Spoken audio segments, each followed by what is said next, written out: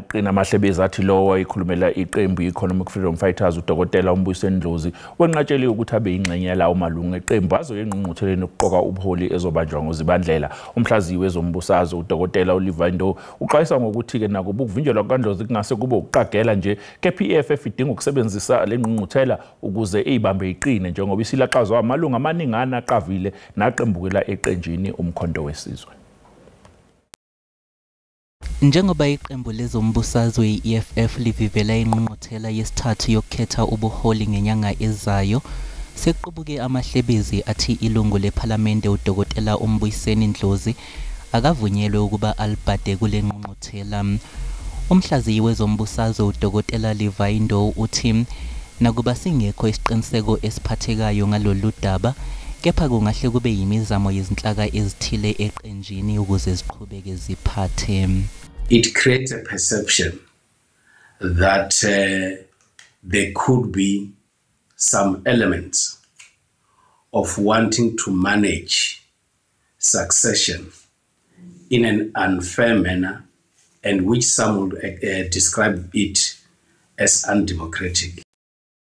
Ezimbalwa ezidlule iEFF silahlekelwe amalungu amaningi aqavile aqembukela eqenjini umkhonto wesizwe.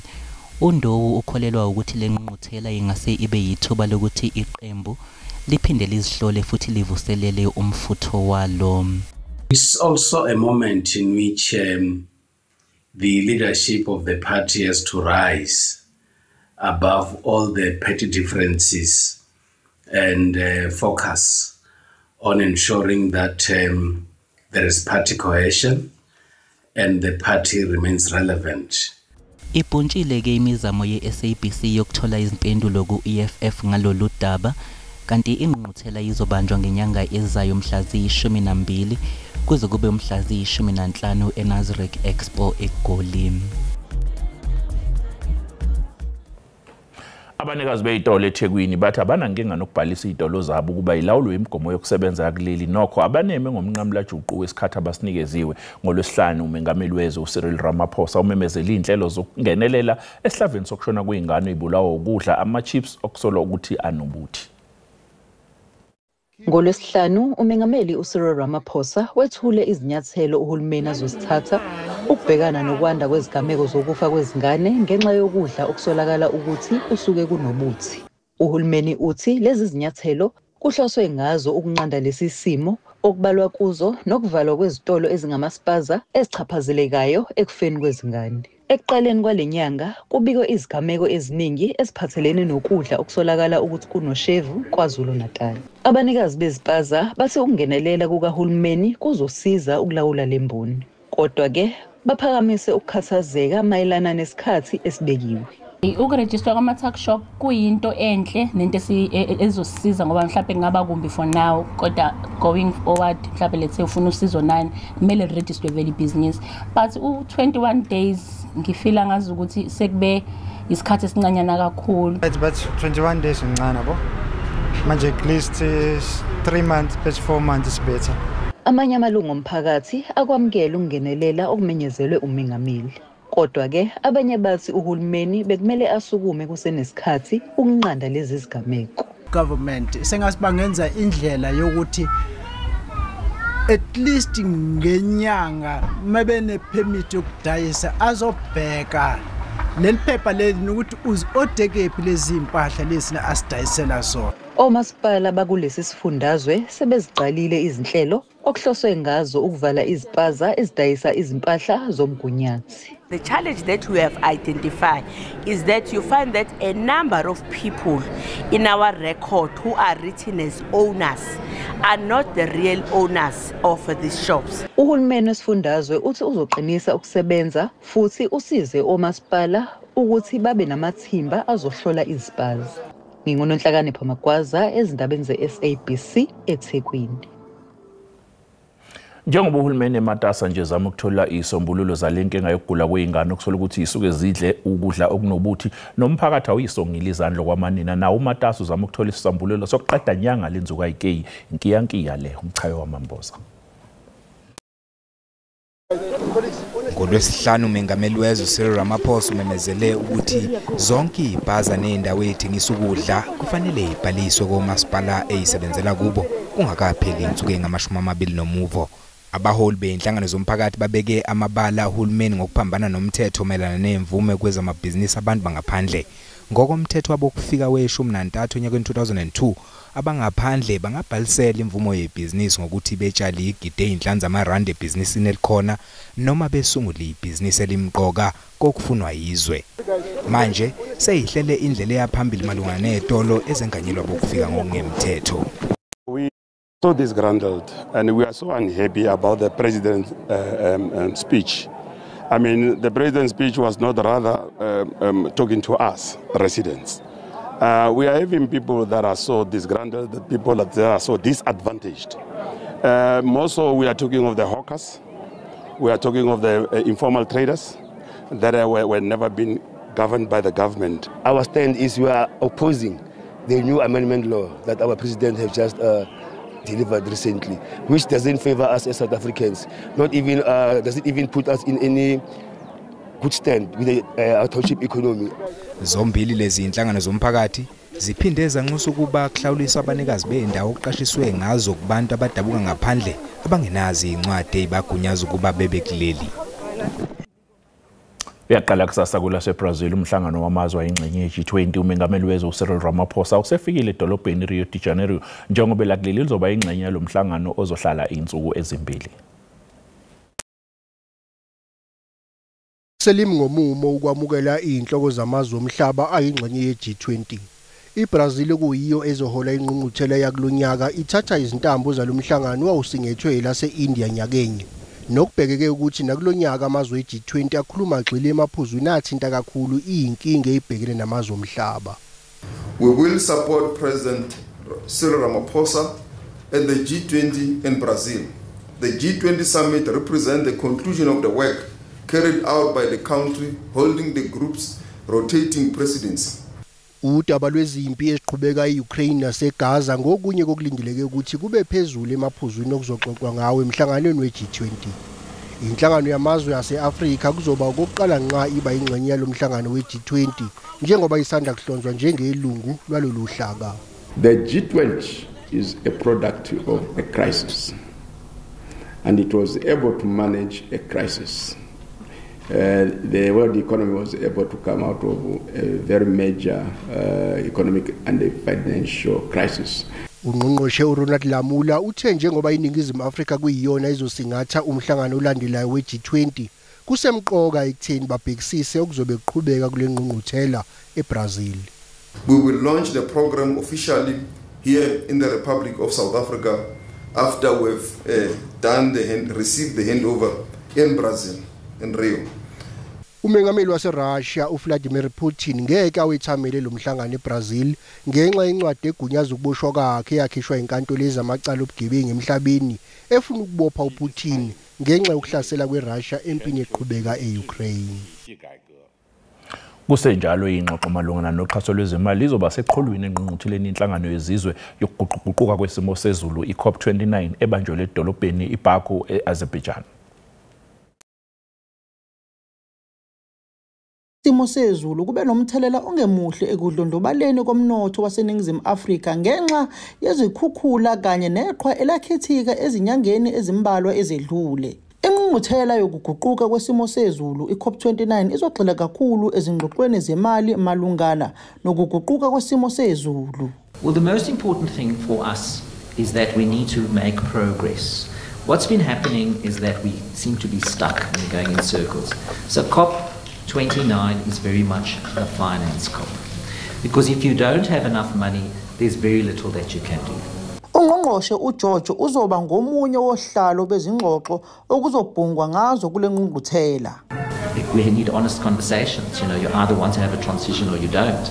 And if you're a developed economy country, well, you had the benefit of burning coal for hundreds of years, and now it is us that, you know, we're not going to actually do that. So, you know, where is the justice in that, and how do you actually then look at the financial implications of that? Kusenjalo omasipala bazobamba iqhaza elimqoka ekubhekaneni nenkinga yokuguquka kwesimo sezulu. So we need a capable, well-funded municipal sector that's able to stand up and fulfill those responsibilities.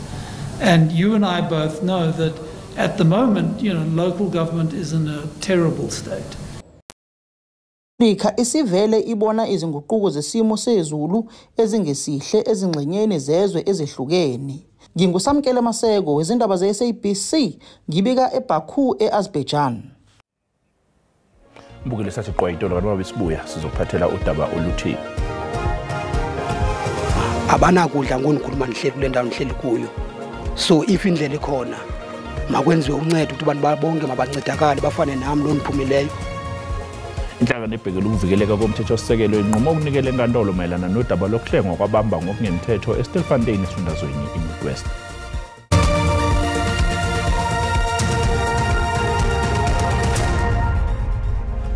Asibingele sikwamukele mbukeli uma basanda kungena udabeni oluphambili besibike ukuthi ayaqina amahlebezo ukuthi wabekhulumela iEFF uDokotela uMbuyiseni Ndlozi kungenzeka angalibhada engqungqutheleni yeEFF yokuqoka ubuholi ezobanjwa ngenyanga ezayo. Mbukela sikukhumbuze ukuthi lezi ndaba ikhona ku YouTube na ku SABC Plus wena okumele ukwenze ngena kuzo uyicinga amagama athi SABC zindaba na kanjani uzoyithola njengoba zinjalo. Inhlangano ye-Citizens Forum iqagula ukuthi isinqumo sikaNgqongqoshe wezokuxhumana uSolimalatsi sokuhoxisa kwakho umthethosivivinywa olawula i-SABC siwuphawu lokuthi uhulumeni obumbane usuyaqala ukwehlukana phakathi. Ungqongqoshe wezokuxhumana uSolimalatsi wethule zakhe izathu ngokuhoxisa umthethosivivinywa we-SABC obesekubhungiwe ngawo eyinhlakeni zishayamthetho. Akuphulanga Maseko ungqongqoshe ehhovisi likaMengameli uKhumbuzo Ntshabeni wahlaba isinqumo sikaMalatsi ngalolu daba. CDs does not answer, in my view, the question around, a sustainable funding model that will empower the SABC to be on the path of that financial sustainability and suitability that we need. The SABC bill is not a bill of, is not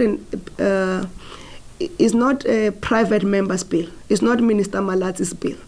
It's a bill of cabinet and the executive. So in terms of the law, he cannot withdraw it without coming to cabinet to agree for his withdrawal. Amaqembu angaphandle kuhulumeni we-GNU akhombise ungaseseki isinqumo sikaMalatsi ngokuhoxisa komthethosivivinywa womsakazeli womphakathi. The Department of Communications and Digital Technologies, led by an eager weaver bird minister, Malatsi, has performed dismally. I refer to the minister as an eager beaver because of his short-sighted, sudden withdrawal of the SABC bill without reasons given to the portfolio committee, let alone the public. The SAB troubles have not only worsened by a DA minister who appears to prioritize media influence and business interest over responsible governance. Dennis Bloom we-Citizens Forum uthi bafuna ungqongqoshe Malatsi abhekisise isinqumo sakhe bese buyisela eyithebeni lomthethosivivinywa we-SABC. This is totally disgusting. This is a recipe for disaster at SABC. We want to warn the Minister of Communications that body use the SABC as a political football. Okuhloswe ngomthethosivivinywa we-SABC ukuthi uphasiswe ube ngumthetho ukuze ukwazi ukuqhamuka nezindlela ezintsha zokwelekelela i-SABC ngokungenisa inzuzo yemali eyenele ezobuyisa nozinzo lwesikhwama somsakazeli womphakathi. Seluseyitsebenze enkantolo udaba olumayelana nokuhlengwa kwabamba ngokungemthetho eStilfontein esifundazweni iNorth West lokuze emva kokuthi inhlangano ebhekele ukuvikeleka komthethosisekelo inqume ukunikela khona enkantolo ngalolu daba. Kube yisonto enzima kakhulu kumavolontiya omphakathi ahola umkhankaso wokusiza abamba ngokungemthetho abavaleleke ngaphansi komhlaba basasize abayishumi nomuvo kubo bebesadla nhlamvana oyedwa ubengasaphili ngenkathi besizwa. We feel there's no sense of agency. Remember, the objective is only one, to save lives that are underground. We are not saying they must not do what they want to do as Valamgoti. We are saying criminality is criminality. Njengoba kukholakala ukuthi basebaningi abamba ngokungemthetho abasengaphansi emathunjini omhlaba, enye yenhlangano zamalungelo abantu okuyinhlangano ebhekele ukuvikeleka komthethosisekelo inqume ukuya enkantolo. Now, what is most concerning about this matter is the attitude of government to human beings trapped underground. Kodwa ke abakwazidlodlo bathi umnyalela ubavimba ukuba benze owabo umsebenzi. Ngqongqoshe wamaphoyisa uSenzo Mchunu kanye nezinye izikhulu kahulumeni bavakashelele emayeni ensuku ezimbalwa ezedlule. Umchunu wabese memezela ukuthi bazoletha ongodi kwezokutakula bezosiza. They are crafting plans that are going to be implemented very soon to make sure that they contribute in an agreed upon operational plan to get the people. Nye wabamba ngongemthetho osesizakele ukuthi uhulumeni asize bonke laba abanye abasengaphansi komhlaba. Sinabanye ngwandi basileyo bagula ngobunzima abanakudla ngonikhuluma nihleli kule ndawo nihleli kuyo. So if indlela ikhona makwenziwe uncedo ukuthi abantu bonke mabancedakale bafane nami lo niphumileyo. Udaba mayelana nabamba ngongemthetho abasesemathunjini omhlaba luzolalelwa ngolwesibili enkantolo ephakeme ePitoli. Umkhankaso wokuhlenga bona laba oholwa umphakathi uzoqhubeka kusasa. Induna engeneme esifundazweni KwaZulu-Natal solumnyango wezokubusa ngokubambisana neindaba zomdabu kulesifundazwe ngokuyihlukumeza ngokuthi ayiphethe ngendlela ezinye iphenywa ngokudayisa umhlaba ngokungekho emthethweni. Lezi induna zithi umnyango ucije itulo lokuyisusa esikhundleni futhi lolu phenyo linenhlese yezombusazwe. iCOGTA iyayichitha lezi insolo. Ingxenye enkulu yesifundazwe eKwaZulu-Natal izindawo zasemakhaya zicishe zilinganiselwe ezinkulungwaneni ezintathu izinduna ezikulesifundazwe. Izinduna ke zineqhaza lemqoka kulezi indawo lokuletha uzinzo. Sekukhona izinduna ezingaphansi kophenyo kulandela izinsolo zokwephula umthetho. Kepha ke ezinye izinduna zisola uhulumeni ngokuxambukela ezindabeni ezithinta loluhlaka lobuholi. Kubuholi bomdabu sazi ukuthi induna izihambele khona esikhundleni ngokosiko ngoba la sikhuluma ngosiko siyaxakeka ke manje ukuthi usiko lethu esithi yalilandela kodwa sesibona osopolitiki uyibona abaletha izinto esingazazi. Inhlangano iControlesa iphawulile ke nayo ngalolu daba yathi uhulumeni kumele aqikelele ukuthi uliphatha kanjani lolu daba. Ungqongqoshe okhona njengamanje usenokungenelela kulezi eyikhona eyithinta lesakhiwo sethu sobuholi bomdabu. Okufanele ke angenelele njengongqongqoshe okhona phela. Kodwa isidalela inkinga inkulumo zakhe ayidlulisa emphakathini. Umnyango wezokubusa ngokubambisana nezindaba zomdabu esifundazweni uyasiphika ke lezi insolo ezibhekiswe kuwona. Kulezi insolo ezingama-76 kunobufakazi ukuthi zikhona indawo lapho indona ezingenzi kahle khona. Okuzosiphoqa ke njengomnyango ukuthi sithathe inyathelo ukuvikela amalungelo abantu. iControlesa ithi isidlulisele kungqongqoshe okwaCOGTA kuzo lonke lolu daba. NginguSimphiwe Makhanya kuzindaba zeSABC. Ngisethekwini. Umhlahlo wesimo sezulu uyalandela emva kwekhefu.